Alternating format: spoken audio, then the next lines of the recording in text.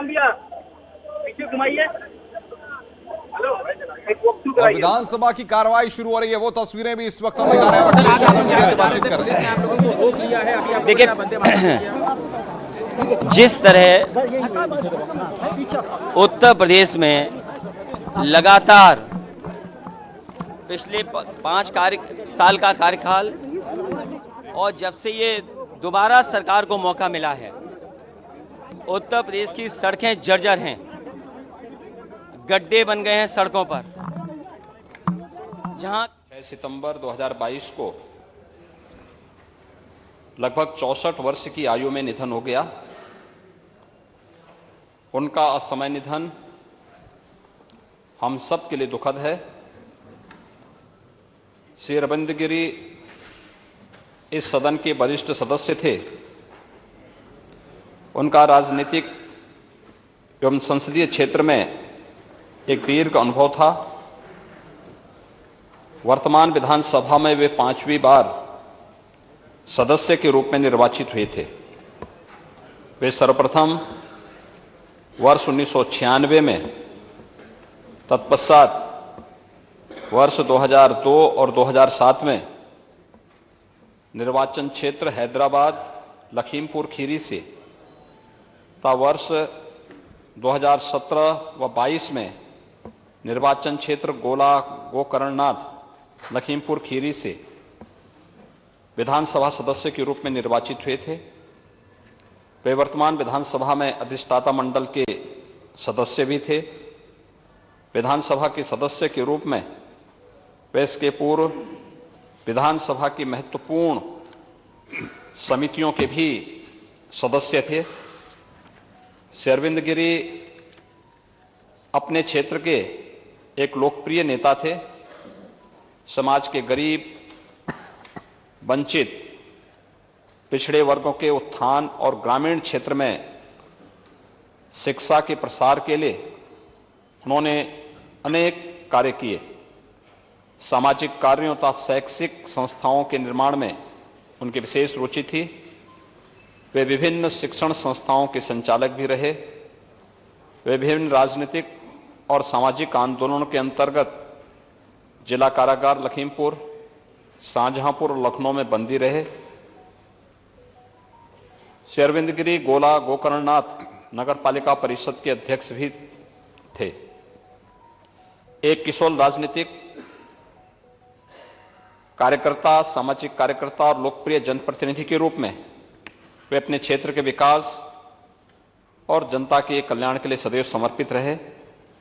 श्री अरविंद गिरी के निधन से समाज एवं पार्टी की अपूर्णीय क्षति हुई है। मैं उनके प्रति श्रद्धा सुमन अर्पित करता हूं। ईश्वर से उनकी आत्मा की शांति की कामना करते हुए उनके दुखी परिजनों के प्रति हार्दिक संवेदना पहुंचाने की अपील आपसे करता हूं। धन्यवाद। नेता समाजवादी पार्टी है नहीं, नेता अपना दल श्री राम निवास वर्मा जी, आप भी बोल सकते हैं। आशीष जी।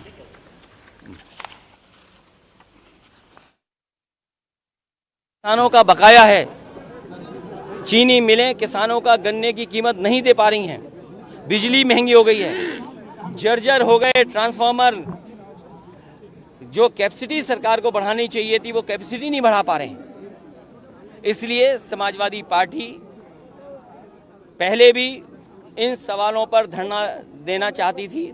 हमारे विधायक जाकर के सदन के में बैठ करके और सदन के बाहर धरना देना चाहते थे, सरकार ने रोक लिया। आज जब हम सब लोग पैदल जाना चाहते थे उस समय भी रोका गया है।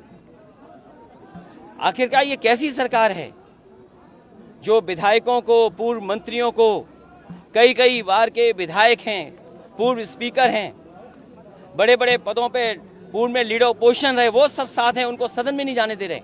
आखिरकार सदन में जाकर के हम अपनी जनता की तो बात उठाते हैं।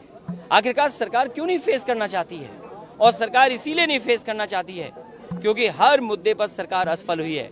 लेकिन लोकतंत्र के मूल्यों को बचाने के लिए समाजवादी पार्टी इसी तरह यही सड़क का रास्ता अपनाएंगे। जब सदन में इन्होंने नहीं जाने दिया तो सदन चला करके वंदे मातरम से शुरुआत कर करके और हमारे जो विधायक अरविंद गिरी जो हमारे बीच नहीं रहे उनकी भी शोक सभा कर करके खत्म की है और अगली रणनीति क्या होगी वो भी हम लोग विधायक बैठ करके तय करेंगे। बीजेपी के लोग ये कह रहे हैं कि जो लंपी वायरस आया वो चाइना और पाकिस्तान के लोग भेज रहे हैं। डबल इंजन की सरकार है, कहा जाता है गौ भक्तों की कथा। ये जानवर, गाय, भैंस और जानवरों को बड़े पैमाने पर नुकसान हुआ है, जाने गई हैं। सरकार ये बताए कि जानवरों की बीमारी को बचाने के लिए आपने क्या व्यवस्था की है।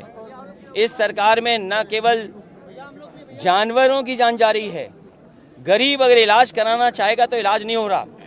पीएससी उठा लो, सीएससी उठा लो, जिला अस्पताल उठा लो, राजधानी के बड़े अस्पताल उठा लो, मेडिकल कॉलेज उठा लो, इतनी लंबी लंबी कतारें लगी हैं कि गरीब को पहले तो इलाज नहीं, दवाई नहीं, अगर ऑपरेशन की तारीख को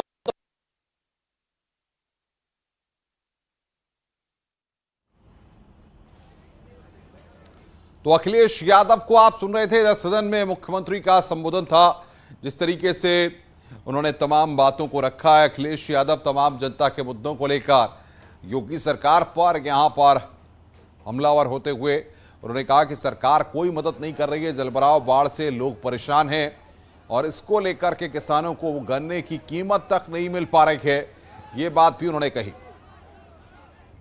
किसी भी दल को और किसी भी व्यक्ति को लोकतांत्रिक तरीके से अपनी बात रखने में कहीं कोई बुराई नहीं है, हर एक व्यक्ति को है। नियमानुसार अगर उन्होंने कोई परमिशन मांगी होगी तो पुलिस उन्हें सुरक्षित और सही मार्ग अवश्य देगी और परमिशन भी देगी, इसमें कोई संदेह नहीं। लेकिन ये दायित्व संबंधित और जिम्मेदार नागरिकों या जिम्मेदार संगठन और राजनीतिक दलों का एक नैतिक दायित्व कर्तव्य भी बनता है कि अपने किसी भी आंदोलन के लिए या किसी भी प्रोसेसन के लिए उनको नियमानुसार परमिशन मांगनी चाहिए और बिना पब्लिक व्यवस्था को, लोक व्यवस्था को भंग किए उस कार्यक्रम को निर्विघ्न संपन्न करने की व्यवस्था देने का दायित्व प्रशासन का है। प्रशासन उसके तहत ही अपने कार्रवाई को आगे बढ़ाएगा। उन्होंने अगर परमिशन मांगी होगी तो ज़रूर जो भी उनके लिए सरल और सुरक्षित मार्ग होगा प्रशासन ने वो उनको उपलब्ध कराया होगा।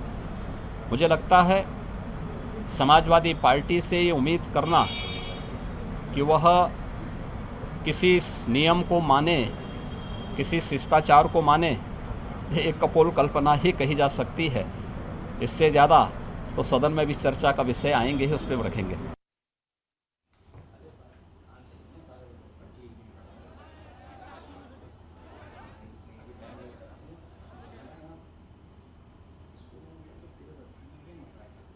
उत्तर प्रदेश में लगातार पिछले 5 साल का कार्यकाल और जब से ये दोबारा सरकार को मौका मिला है, उत्तर प्रदेश की सड़कें जर्जर हैं, गड्ढे बन गए हैं सड़कों पर।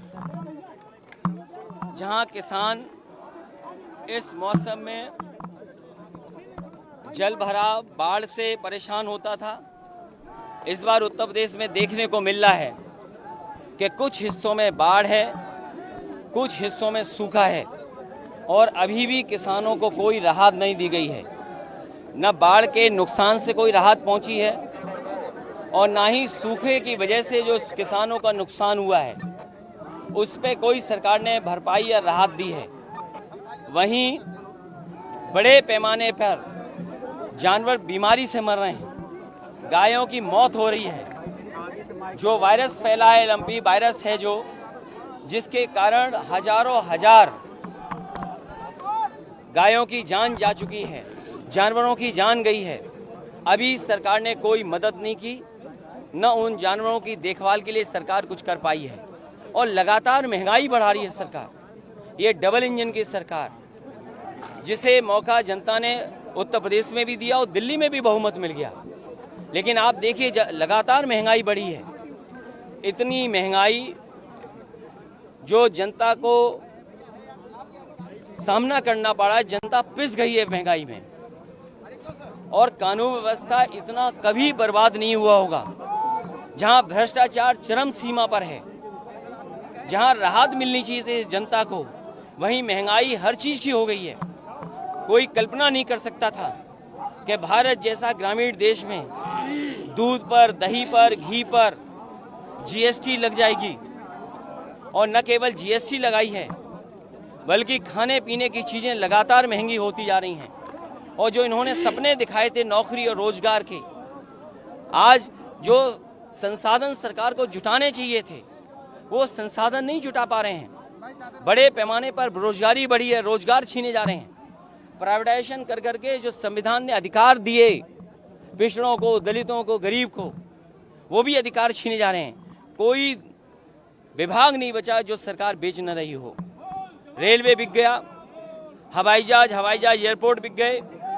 जहां पर बड़े पैमाने पे नौजवानों को नौकरी रोजगार मिल जाने चाहिए थे वो सब खत्म कर दिए गए। फौज की कोरोना की वजह से भर्ती बंद थी, भर्ती नहीं हो रही। और जिस रूप में ये लेकर के आए अग्निवीर, कोई नौजवान उससे संतुष्ट नहीं है। जिस समय नौजवान निकले थे उस समय उन पे झूठे मुकदमे लगा दिए गए। अभी फर्रुखाबाद में भर्ती शुरू हुई है। 1,13,000 से ज्यादा नौजवानों ने 12 जिले के लोगों ने फॉर्म भरे हैं। लेकिन सरकार पीठ मोड़ लेती है जब उनसे पूछा जाए कि आखिरकार कितनों को अग्निवीर में भर्ती करोगे। तो रोजगार ठप, नौकरी नहीं, किसान बर्बाद। और अभी भी गन्ने के किसानों का बकाया है। चीनी मिलें किसानों का गन्ने की कीमत नहीं दे पा रही हैं। बिजली महंगी हो गई है, जर्जर हो गए ट्रांसफार्मर। राजनीति के साथ साथ सामाजिक क्षेत्रों में भी उनकी सक्रियता रहती थी। विभिन्न राजनीतिक एवं सामाजिक आंदोलनों के अंतर्गत वे जेल भी गए। सामाजिक कार्यों के साथ साथ गरीब और पिछड़े वर्गों में शिक्षा के प्रचार प्रसार के लिए उन्होंने अनेक कार्य किए। अनेक शिक्षण संस्थाओं का निर्माण भी किया। वे ग्राम लाल्हापुर के ग्राम प्रधान, छात्र संघ के महामंत्री तथा कोऑपरेटिव बैंक के संचालक एवं गोकर्णनाथ नगर पालिका परिषद के अध्यक्ष भी रहे। श्री अरविंद गिरी जी के निधन से हम सभी को गहरा आघात पहुंचा है और इस सदन के लिए अपूरणीय क्षति है। मैं अपनी और पार्टी की ओर से उन्हें श्रद्धा सुमन अर्पित करता हूं।